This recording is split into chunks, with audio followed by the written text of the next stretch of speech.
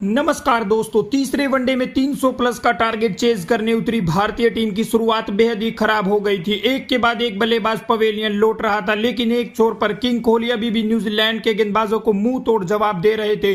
लग रहा था भारत इस मुकाबले में पूरी तरह से हार चुका है, लेकिन कोहली ने अंत में शतक लगाकर भारतीय टीम की उम्मीदों को बरकरार रखा और इस मुकाबले को बनाया बेहद ही रोमांचक। तो किस टीम ने इस मुकाबले में जीत हासिल की, बताएंगे दोस्तों आपको हमारी इस वीडियो में। टारगेट केवल 200 लाइक्स है। दोस्तों, भारत और न्यूजीलैंड के बीच सीरीज का आज आखिरी मुकाबला खेला गया, जहां भारतीय टीम ने पहले टॉस जीतकर गेंदबाजी करने का फैसला किया। वहीं पहले बल्लेबाजी करने उतरी न्यूजीलैंड की तरफ से कॉनवे और निकोलस ने पारी की शुरुआत की, लेकिन न्यूजीलैंड की शुरुआत बेहद ही खराब रही, क्योंकि अर्शदीप सिंह ने पहले ही ओवर में निकोलस को 0 पे आउट करके न्यूजीलैंड की टीम को 5 रन के स्कोर पे पहले ही ओवर में बड़ा झटका दिया।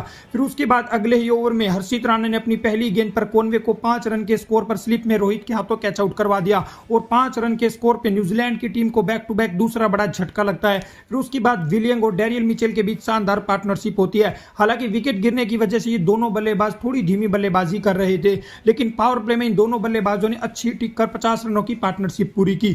लेकिन जैसे ही विलियम तेजी से रन बनाने की कोशिश करते हैं, तभी हर्षित राणा 30 रन के स्कोर पे उन्हें आउट कर देते हैं और 58 रन के स्कोर पे न्यूजीलैंड की टीम को तीसरा बड़ा झटका लगता है। फिर उसके बाद डेरियल मिचेल और ग्लेन फिलिप्स के बीच शानदार पार्टनरशिप होती है। दोनों ही बल्लेबाज शुरुआती कुछ ओवरों में थोड़ी सी धीमी बल्लेबाजी करते हैं, लेकिन जैसे ही दोनों बल्लेबाज सेट हो जाते हैं, उसके बाद भारतीय गेंदबाजों के खिलाफ ये दोनों ही बल्लेबाज खूब रन बनाते हैं। डेरियल मिचेल अपना शानदार अर्धशतक पूरा करते हैं। फिर उसके बाद फिलिप्स भी अच्छी बल्लेबाजी करते हुए अपने अर्धशतक के करीब पहुंचते हैं। दोनों ही बल्लेबाज न्यूजीलैंड के स्कोर को 150 रनों के पार पहुंचाते हैं। फिर उसके बाद डेरियल मिचेल अपने शतक की दहलीज पर आ जाते हैं। वही ग्लेन फिलिप्स भी शानदार अर्धशतक लगाते हैं और दोनों के बीच शानदार 200 रनों की पार्टनरशिप पूरी होती है और दोनों ही बल्लेबाज न्यूजीलैंड के स्कोर को 250 रनों तक पहुंचाते हैं। डेरियल मिचेल शानदार शतक लगा चुके थे और वहीं दूसरे छोर पर ग्लेन फिलिप्स ने भी उसके बाद शानदार शतक पूरा किया। शतक के बाद ग्लेन फिलिप्स 106 रन बनाकर अर्शदीप सिंह की गेंद पर आउट हो जाते हैं और 277 रन के स्कोर पर न्यूजीलैंड को 44वें ओवर में चौथा बड़ा झटका लगता है। फिर उसके बाद डेरियल मिचेल तेजी से रन बनाने की कोशिश करते हैं, लेकिन वो भी 137 रन के स्कोर पे आउट हो जाते हैं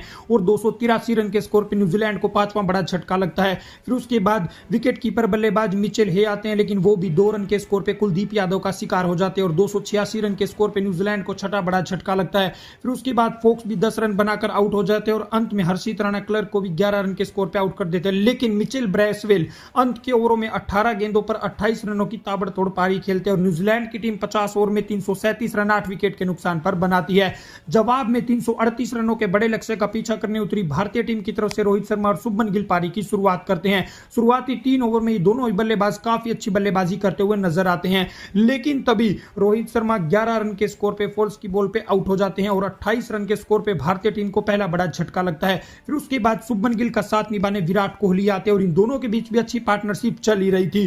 शुभमन गिल अच्छे इंटेंट के साथ चौके लगा रहे थे, लेकिन तभी जमीनसन 23 रन के स्कोर पे गिल को भी बोल्ड कर देते हैं और 45 रन के स्कोर पे भारत को दूसरा बड़ा झटका लगता है। फिर कोहली का साथ निभाने श्रेयस अय्यर आते हैं। हालांकि श्रेयस अय्यर एक छोर पर धीमी बल्लेबाजी कर रहे थे, कोहली अच्छे से बल्लेबाजी करके स्कोर को आगे बढ़ा रहे थे, लेकिन तभी तेजी से खेलने के चक्कर में अय्यर भी 10 गेंदों पर 3 रन बनाकर आउट हो जाते हैं और 68 रन के स्कोर पे भारत को तीसरा बड़ा झटका लगता है। फिर उसके बाद कोहली का साथ निभाने केएल राहुल आते हैं, लेकिन केएल राहुल भी 6 गेंदों पर 1 रन बनाकर कैच आउट हो जाते हैं और 71 रन के स्कोर पे भारत को चौथा बड़ा झटका लगता है। लग रहा था यहां से पूरी तरीके से मुकाबला खत्म हो चुका है, लेकिन कोहली का साथ निभाने नीतीश कुमार रेड्डी आते हैं और इन दोनों के बीच शानदार पार्टनरशिप होती है। दोनों ही बल्लेबाज भारत के स्कोर को 100 रनों के पार पहुंचाते हैं। हालांकि विकेट गिरने की वजह से दोनों बल्लेबाज जोखिम भरे शॉट शुरुआत में नहीं खेल रहे थे, लेकिन जैसे ही दोनों बल्लेबाज सेट होते हैं, तभी नीतीश रेड्डी शानदार छक्के लगाते हैं और अपना अर्धशतक भी पूरा करते हैं। दूसरे छोर पर विराट कोहली भी अर्धशतक बनाकर खेल रहे थे, लेकिन तभी नीतीश कुमार रेड्डी 53 रन बनाकर आउट हो जाते हैं और 159 रन के स्कोर पर भारत को नीतीश कुमार रेड्डी के रूप में 5वां बड़ा झटका लगता है।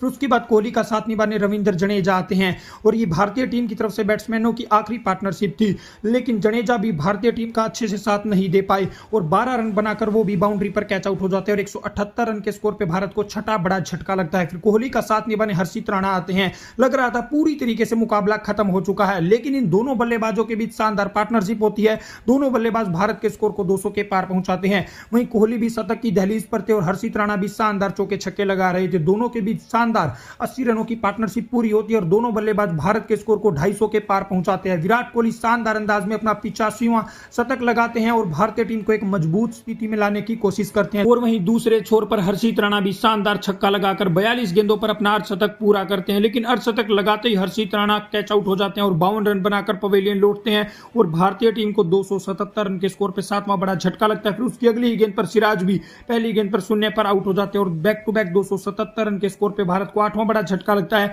फिर दूसरे छोर पर किंग कोहली का साथ निभाने कुलदीप यादव आते हैं, लेकिन किंग कोहली एक छोर पर डटकर बल्लेबाजी करते हुए शानदार चौके लगा रहे थे, लेकिन अंत में वो छक्का लगाने के चक्कर में 124 रन के स्कोर पे बाउंड्री पर कैच आउट हो जाते हैं और 292 रन के स्कोर पे भारत को 9वां बड़ा झटका लगता है। अब आखिरी 25 गेंदों पर भारत को जीत के लिए 42 रनों की जरूरत थी और इस मुकाबले में भारतीय टीम ऑल आउट हो जाती है और सीरीज 2-1 से न्यूजीलैंड की टीम अपने नाम कर लेती है। अगर कोहली के साथ कोई भी बल्लेबाज क्रीज पर टिक कर बल्लेबाजी करता तो भारत इस मुकाबले में आसानी से कोहली की वजह से जीत जाता।